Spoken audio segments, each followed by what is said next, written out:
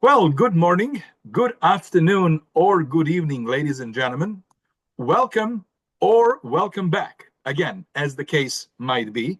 My name is Dalibor Petrovic, and I am the founder of the Summit Leadership Alliance and host of these TechTonic Conversations.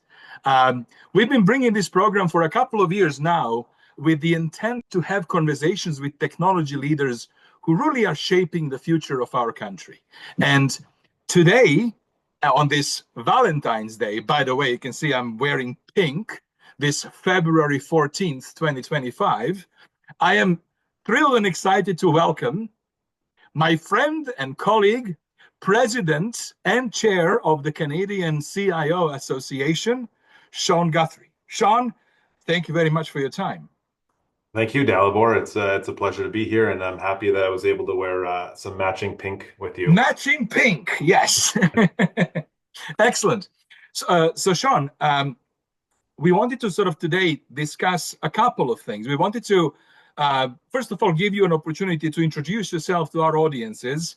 I would love to hear your life and career story. Hmm.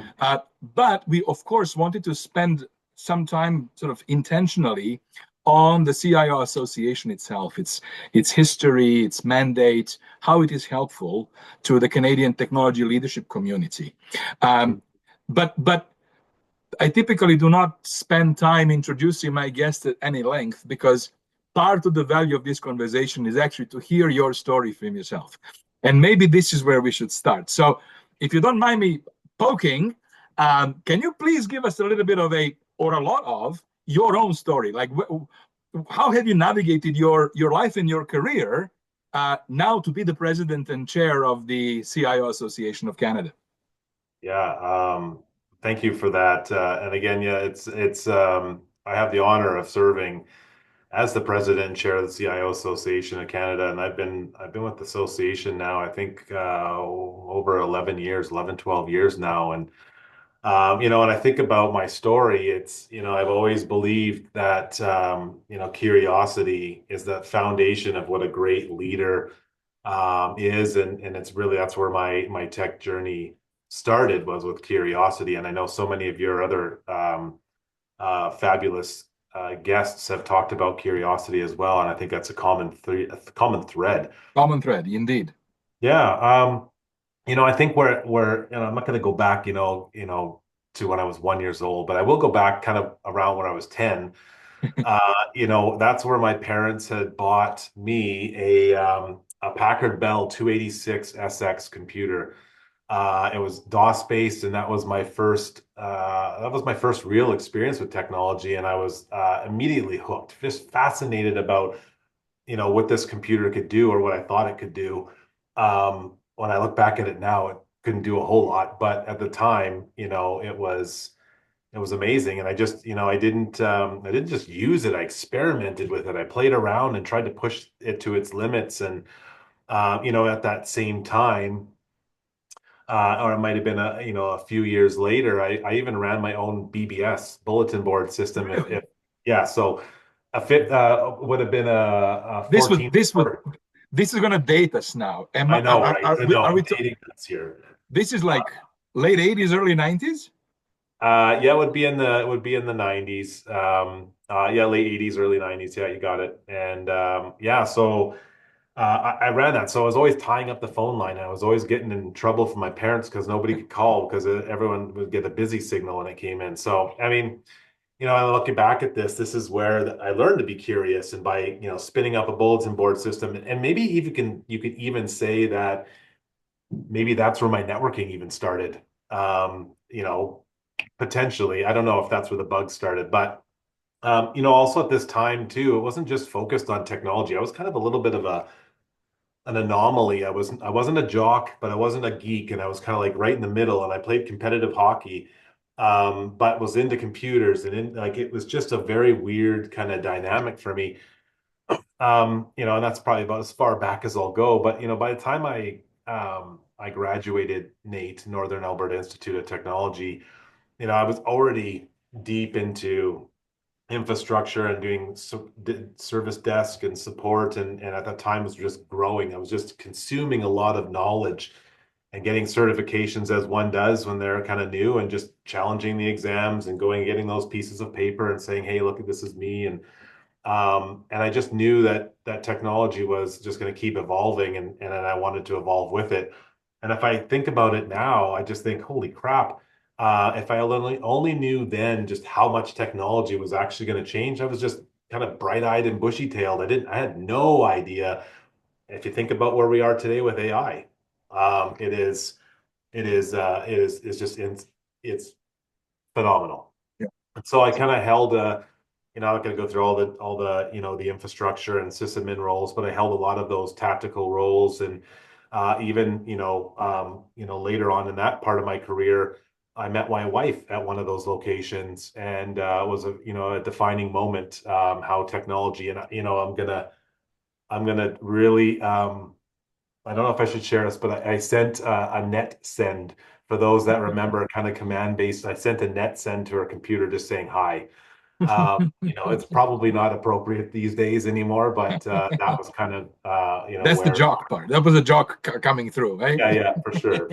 I think one of the most pivotal moments in my career, though, came when I was promoted to my first executive leadership role at Focus Corporation. Mhm. I had moved up in that organization. I was a systems administrator when I came in, and I moved into as a team leader, and then as an infrastructure manager, and then became the director of IT and reporting into the CEO. And that was a huge wake up call, and it was just where I truly learned the value of relationships, with executives, with peers and stakeholders. When you're kind of, being a tasked person, you don't necessarily understand those relationships. And that's where I kind of started to learn that. And there was one, really solid piece of advice that changed everything. The outgoing VP of IT told me, if you want to be successful, you need to get around people that are more successful than you. And that's when I joined the CIO Association of Canada. He told me specifically, it's like, you need to join this group. And I was kind of, a little nervous at that time, but I did what he said, and I did. And I mean, here we are 12 years later. And that advice has really stuck with me throughout my career. It's, I think we'll talk about CIOCAN later, but then after Focus Corporation, I think I will call it take the training wheels off, and really took my leadership, from one organization to another in a completely different industry. It was automotive retail. And that's where I, learned to lead in a new environment, and kind of like, put the leadership to the test. And it's, I've talked about this even recently. It's, that's where that little voice in your head kind of goes, am I even ready for this? That classic imposter syndrome. And what I really learned there was how to pivot, and pivot fast.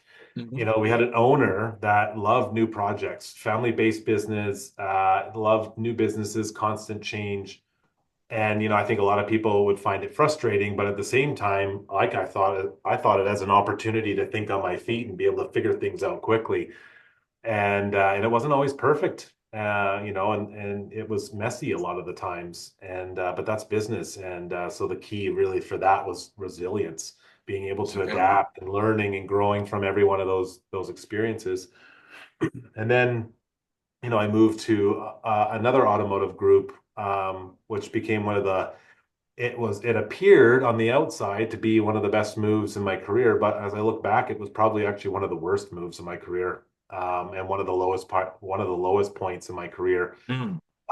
And just from the simple fact that I was kind of collateral damage, and the executive team got wiped out Mm. based on poor decisions that were made. And it's a terrible feeling, when those decisions are made that are kind of beyond your control, and then Yeah. suddenly, again, like I said, you're part of that collateral damage.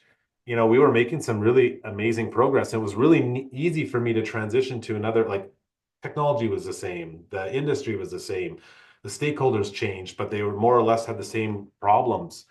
And so in that moment, when that incident happened, I had, kind of two choices. It's like I could wallow in that frustration and about what had happened, or I could, engage with my network and keep me moving forward. And I'm a huge advocate of, when people go through this same situation, is like, pick up the phone, send them a text message, take them for coffee, take them for a lunch or whatever it is, because you never know what people are going through.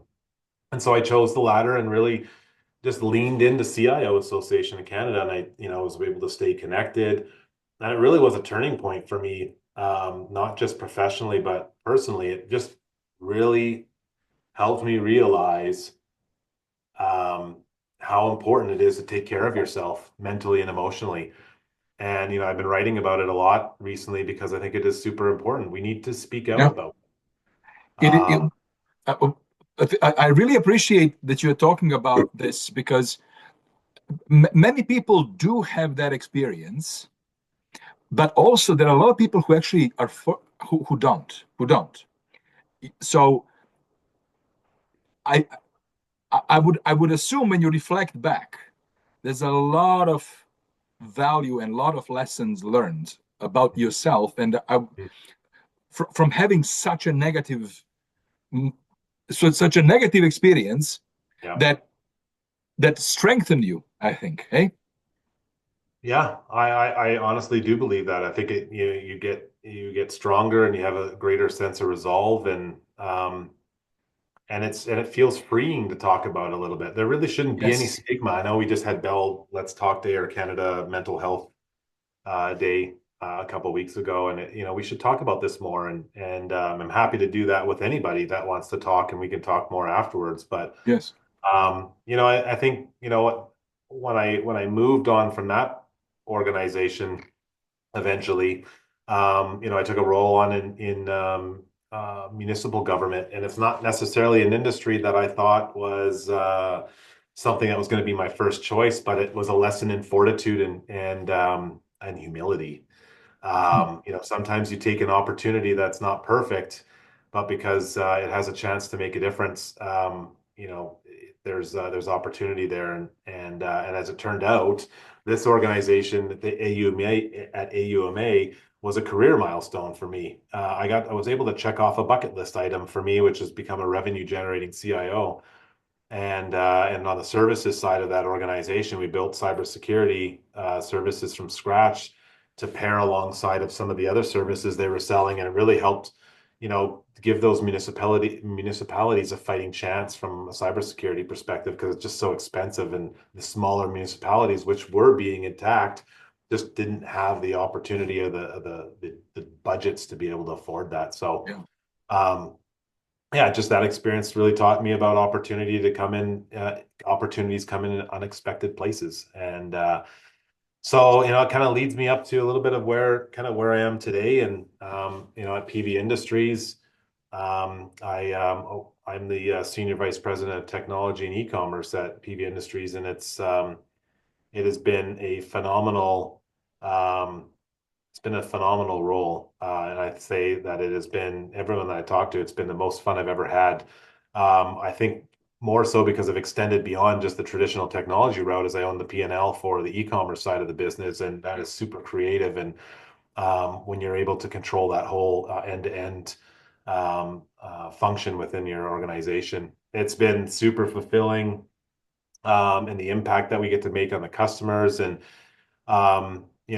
what was really reinforced for me is at this organization, and I had a little bit of that in other organizations, of really getting out from behind your desk.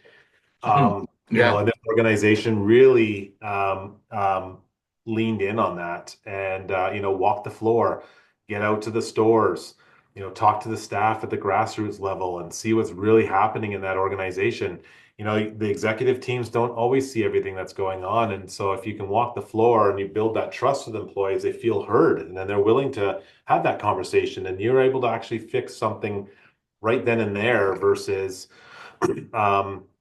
kind of sitting in the glass palace, so to speak, and it's like really not hearing anything.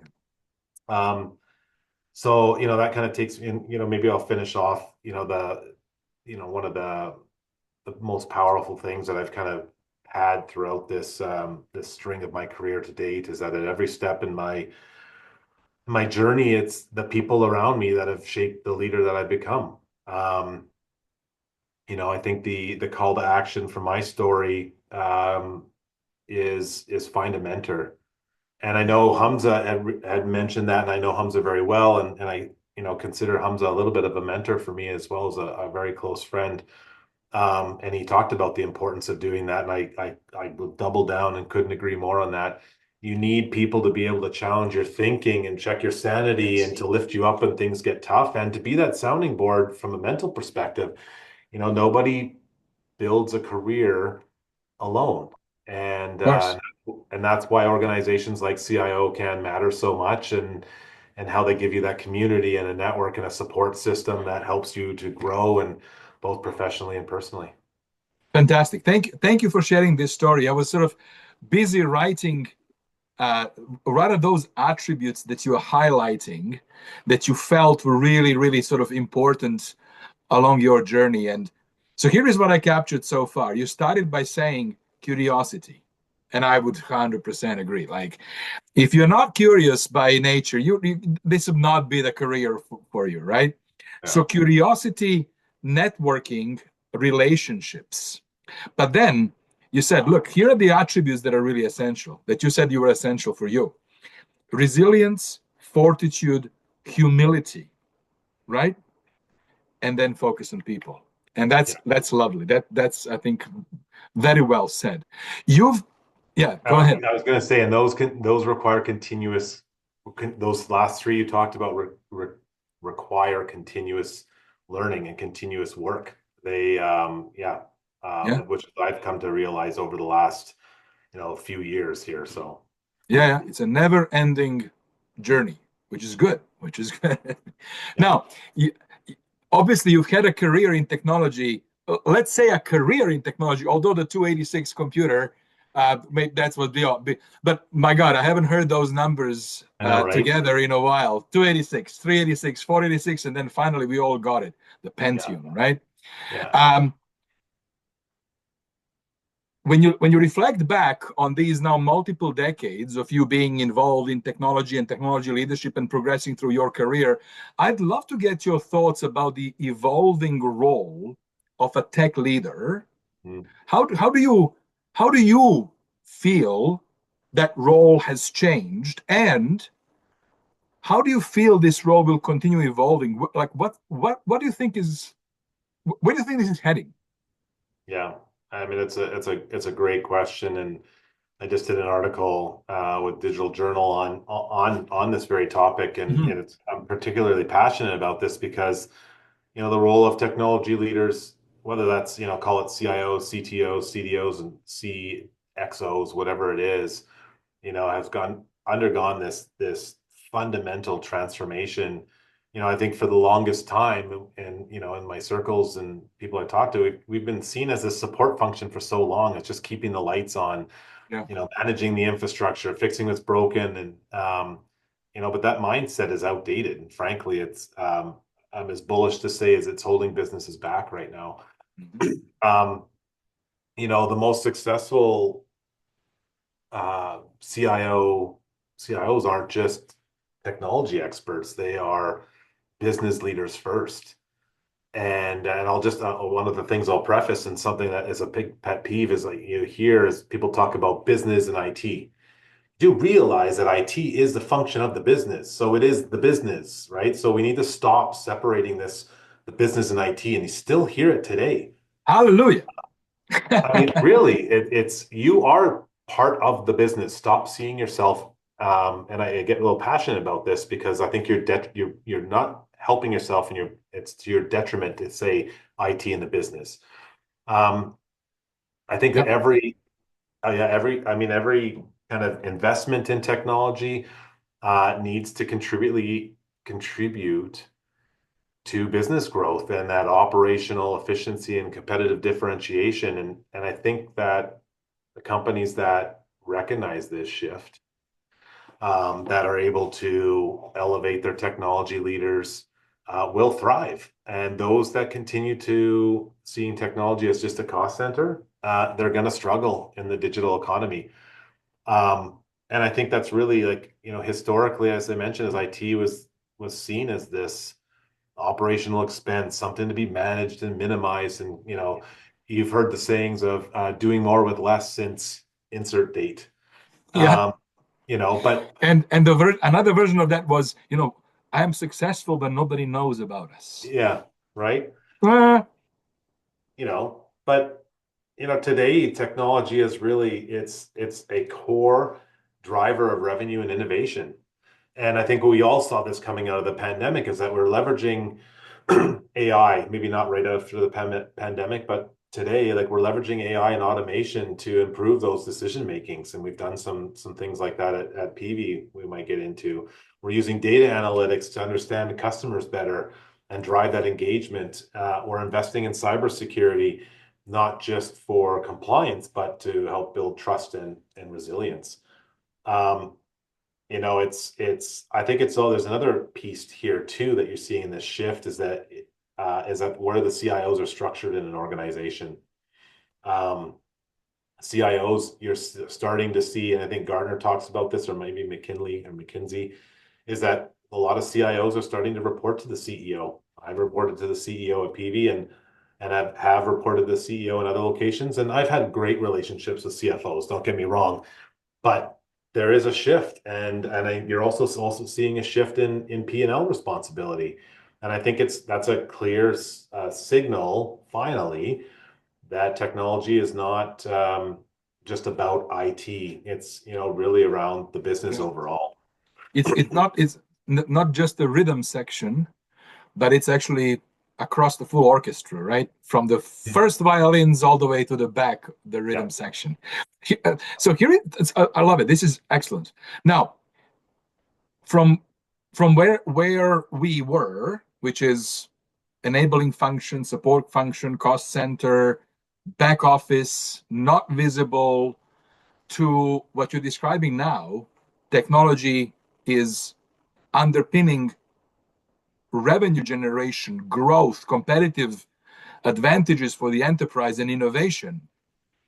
I'm sure you will agree that these are different attributes of a leader that are required. Hmm. Yeah. Um, from your vantage point, what do you feel are those critical attributes that the technology executive of today and tomorrow Yeah. should be bringing to the table? Yeah. There's maybe four or five that I can think of. They got to be strategic thinking first and foremost. They need, and what I'll say is that even beyond strategic thinking, they need to be able to tie the investment back to how it derives value. It must be measured. There's so many projects that don't get measured, and then the organization looks and it's like, well, why did we put that in place, or what did we get for X solution? It has to be measured. That is like full stop. I've mentioned this before in other interviews and whatnot, is the financial acumen. I think the technology leader or the digital leader really needs to understand, the P&L, the margins, the cost structures. That's how you speak the language of the business. That's how you build trust with executives. That's how when we talk about measurement, and that's how you keep that seat at the table.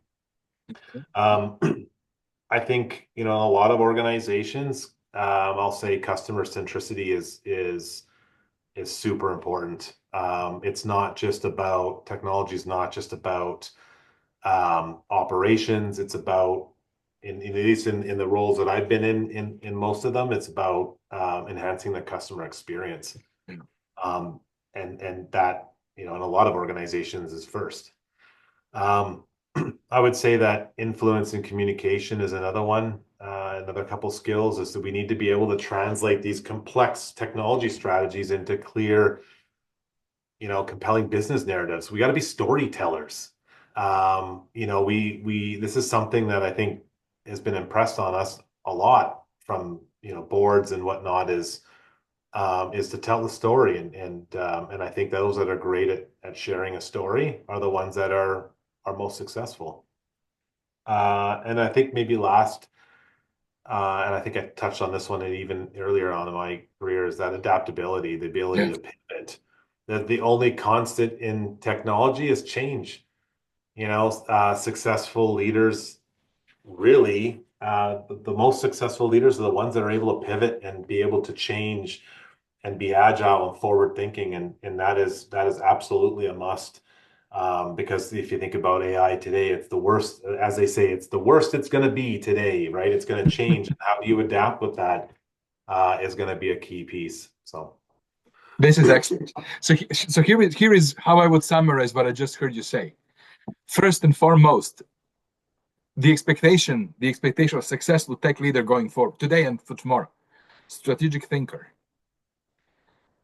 business acumen, understanding how and where the value is created in the business, understanding how to interpret financial communication, if you wish, being bilingual in business and in technology. And it is easy for us who are in technology to forget that just like we have our own vernacular and acronyms and ways to describe things, and service means something for us that might mean different for somebody who is not within IT. Similarly, business leaders have their own language that is emerging depending on industry, and I think that need to be the translator, to be bilingual in both. And then you mentioned that needs to be strengthened through exceptional communication and storytelling. So that's important. Customer centricity, agility, adaptability, and resilience. This is fantastic. What I would just point, none of those are technical skills. right. Right? It's interesting. Yeah, it's just there. The technology is kind of like, think of it as like air. You just breathe it, Yeah. right? Servers, networking, infrastructure, stuff that's behind the walls. It's just there, right? It does serve a purpose. And don't get me wrong, we need to make sure that it stays on and business Yeah. continuity and all those things. There's teams for that. But it's how we actually leverage that technology for the betterment of the organization.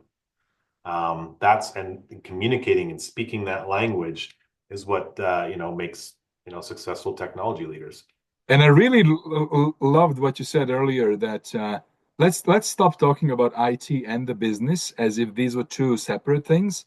IT is integral to the business. So, and I actually think to the great degree, most successful technology leaders, CIOs, tech leaders, are going to find a way to actually live that and inculcate that across the organization. We're not separate.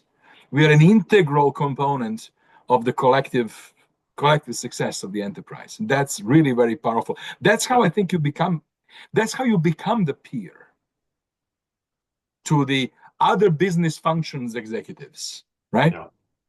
I would even go, one final comment on that topic is I would even go so far as to say IT could be considered a swear word.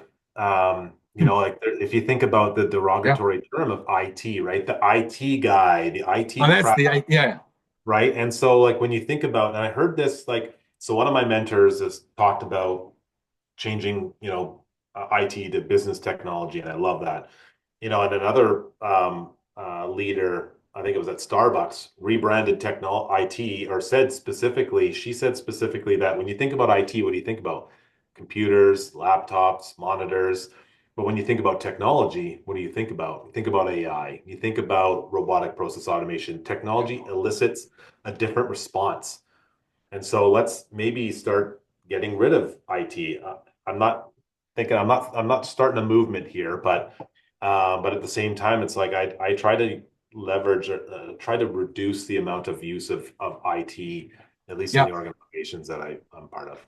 And I can attest to that. I'm working with clients, that large clients, and I'm seeing this trend.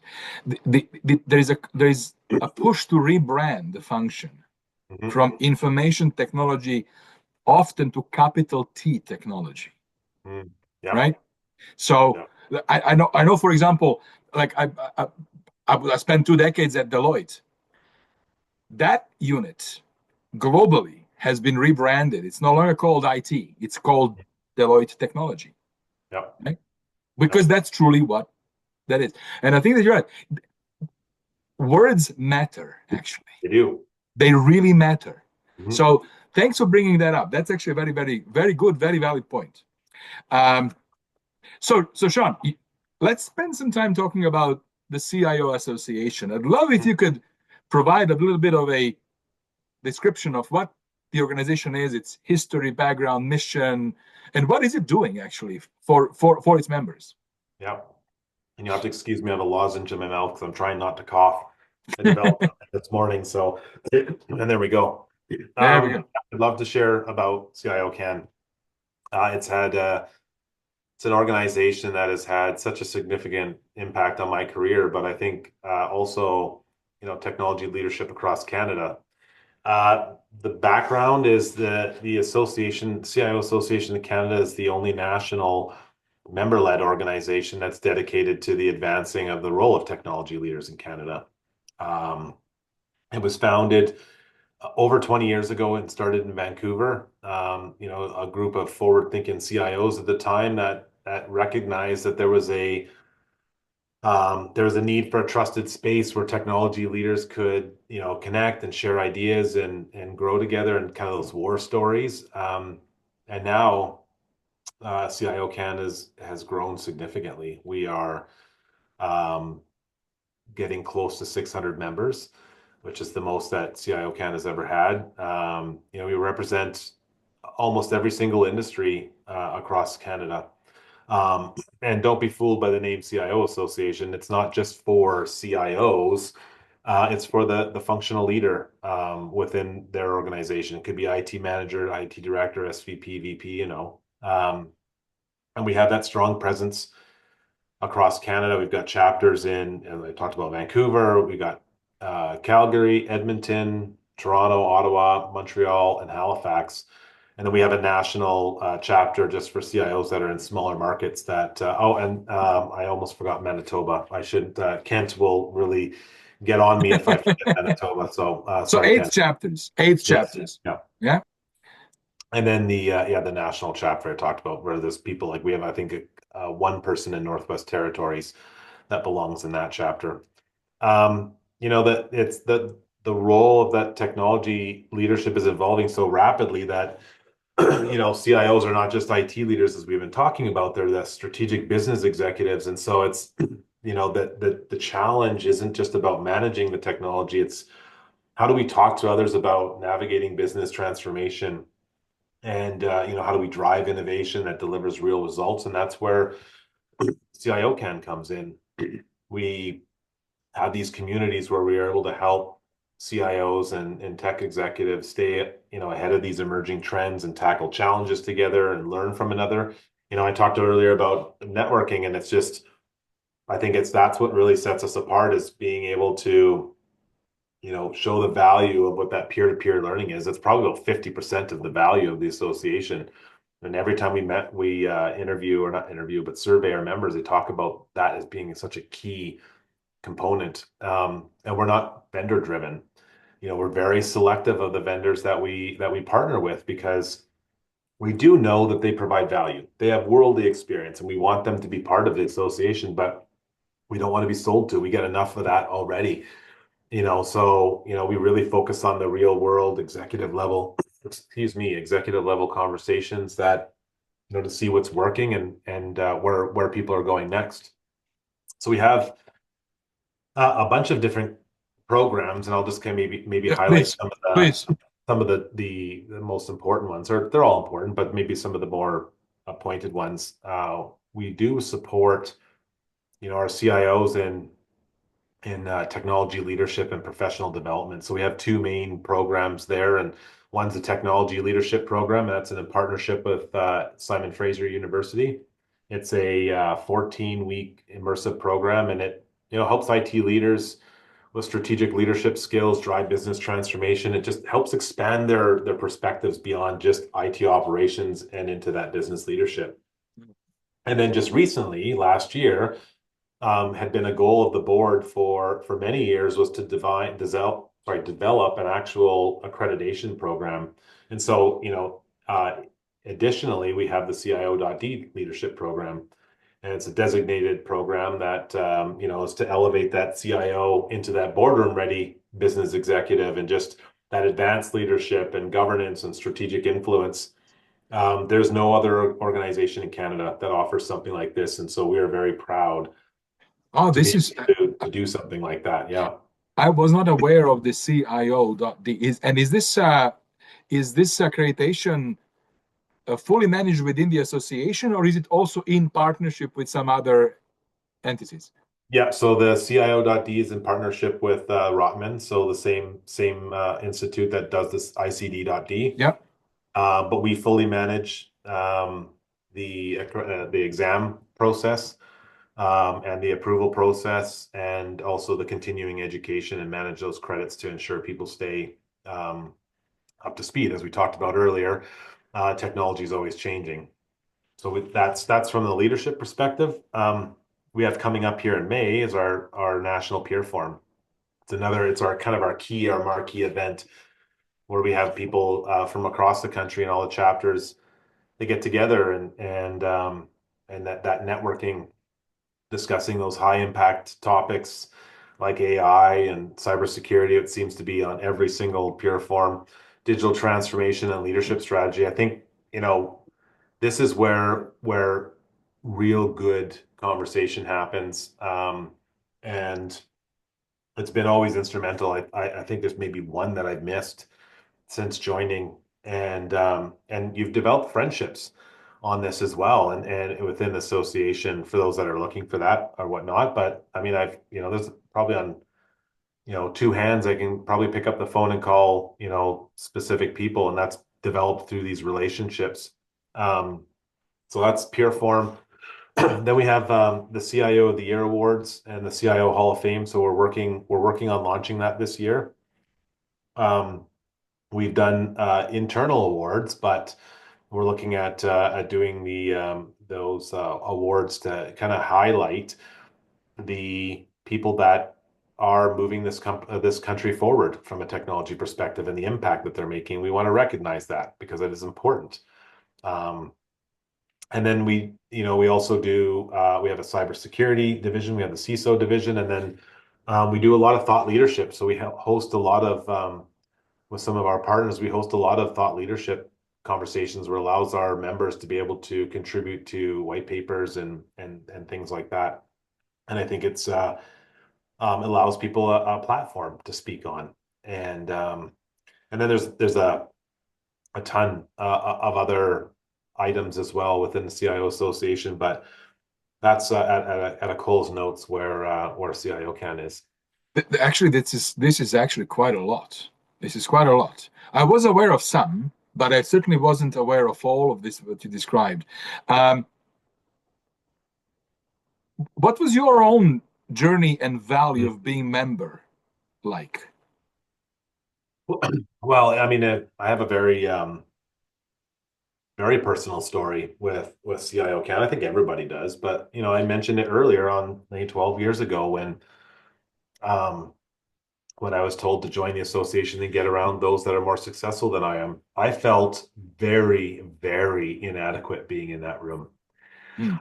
I was brand new. I was a brand new IT director. Like, Yeah. what did I know, right? And you got CIOs that are part of TD Bank and just like, very significant level CIOs. And so, um, I think I'm so thankful that I took the power of that advice. And looking back on it, it's probably one of the most smartest career moves I've ever made.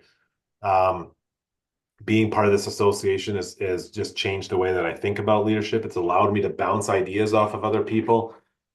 It's given me access to mentors.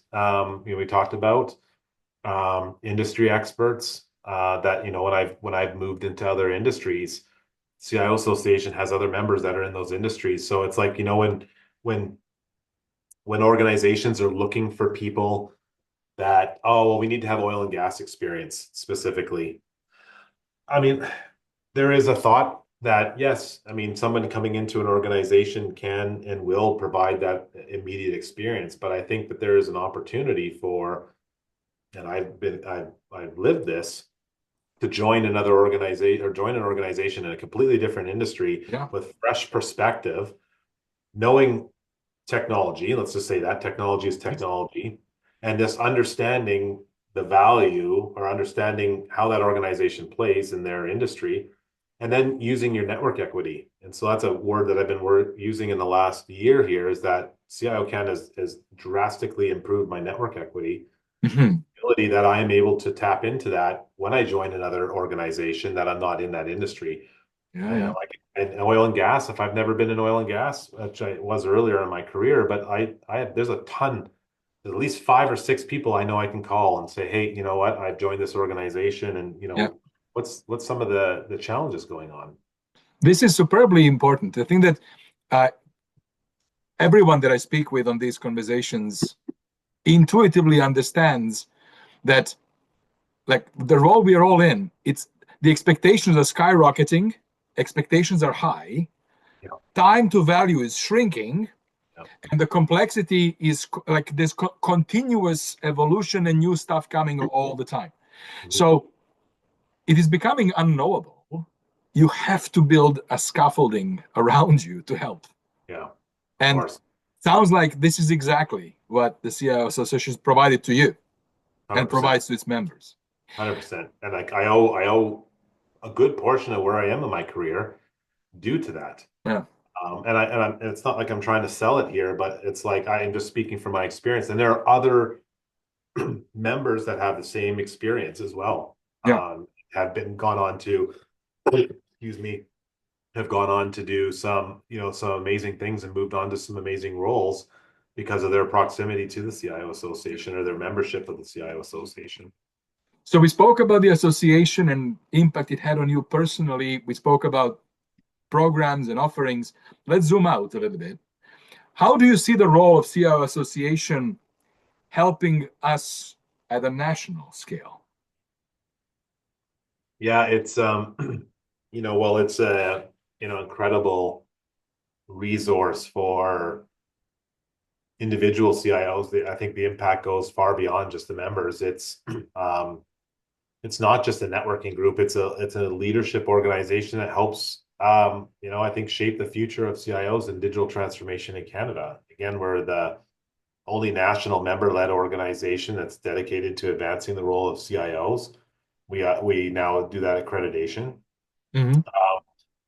We have a lot of representation across all those industries, and I think that we are allowing, we are allowing our members to influence how technology is implemented at a call it a national scale, with the elevating role of technology leadership in those boardrooms and C-suites.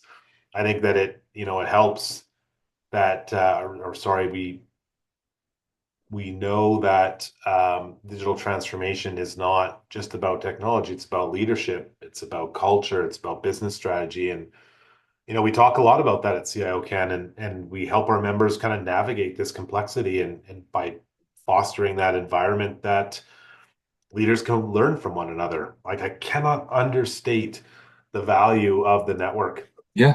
We do have some members, and, to each their own, that don't maybe understand the value of networking, but when they start tapping into it and start tapping into those success principles, it's phenomenal. You just realize how much more you open up your mindset to the possibilities of other things. I, Um, I heard a saying, yeah, your network is your net worth. And I think that probably you'd be subscribing to that one, eh? 100%. I certainly do, Yeah, right? yeah.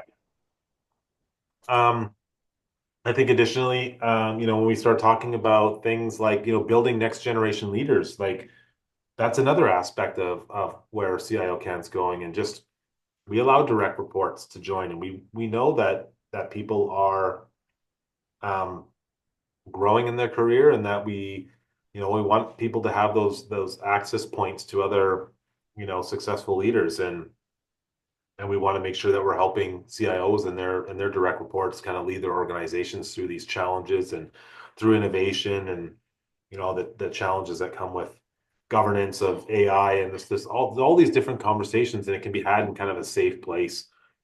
So maybe I'll end on this aspect of why kind of why I think that this CIO can matters for call it Canada's future is Um, I think that Canada's digital economy really depends on having strong leaders, strong leadership, and we need technology leaders, CIOs, tech executives that can drive that business transformation. It's not just an IT strategy. We need organizations to recognize that technology is a competitive advantage. It's not just a cost center. And Yeah. we've got lots of examples in our members that can demonstrate that. And then I think we need that strong, collaborative community of technology leaders that are kind of bridging the gap between silos, between different industries. You can learn a lot from others just because it's not automotive retail or it's, oil and gas. It's like there are synergies. Oh man, I hate using that word synergies. But there are, Commonalities. collaboration that can happen between leaders in other industries, and we really need to tap into that. And that's how I think you break down the silos and how we move kind of Canada forward. Yeah, I agree with you 100%. I think actually this is a nationally important capability because I think the country is going to win or lose based on how competitive, productive, resilient, and innovative we collectively are.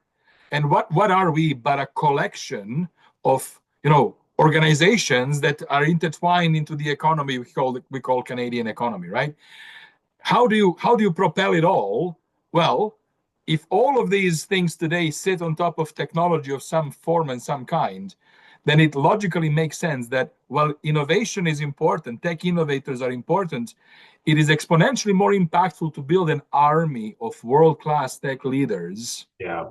who are well-rounded, who can make sure that their organizations independently and individually succeed in Mhm. resilience, competitiveness, productivity, and innovation. That's how you actually build Canada as a strong, independent, winning nation. Yeah, agree. Shaun, this was fantastic. Thank you very much. We are approaching time. I do have one last question for you. Uh, what would be your advice to your younger self, given all of the experience that you've collected so far? When you reflect, what would you advise your younger self, the one that's playing with that 286? Wow. I think I've got a couple. As I thought about this, looking back, I think don't chase perfection. I think you need to get comfortable with imperfection. You're never going to have, like, quite an example. You're never going to have perfect data. Might be perfect timing, perfect conditions. Just make the best of what you have. Learn to iterate and adapt, as I talked about. I'd say that first. Um, Second, I would say take more risks, bet on yourself sooner. I think, like Wayne Gretzky says, is you miss 100% of the shots you don't take. The risks, you'll regret the risks that you didn't take, and the ones that you should have. Say yes to projects that scare you. That's how you stretch and I've gone into other organizations that I'm like, I don't know what I'm doing going into this organization, but that's a risk. And so I think I would say bet on that more. And then I'll say the last thing is, manage your energy and not just your time. And what I mean by that is burnout is real. Don't Mm. just grind. You got to learn to recharge. Like that's what vacations are for. It's what time off is for. It's what mental breaks are for. Use sick days as a mental day. It's not a badge of honor for you to say, "Oh, I never took a sick day." I think that is actually, um, it's the opposite of a badge of honor. I don't know the word right now, but it's not a badge of honor. And Yeah. so I think you need to invest in your health and your personal time, your mindfulness, just as much as you do in your career. And I wish I had kind of started that. That probably maybe should have been first, but I want to end on that because I think it is key, a key point that people need to be mindful of. Very, very, very powerful, and I think excellent advice and perspective, Shaun. I want to thank you very much for your time. This was wonderful. For the audience, we have recorded the session. Very soon I'll post it on our YouTube channel, TechTonic Conversations, and on LinkedIn. So please feel free to watch it again if you're interested, or invite your colleagues and friends to watch it. With that, Shaun, thank you very much. It's been a pleasure. And have yourself a wonderful and hopefully warm weekend. Thanks for the opportunity. Thank you. Bye bye.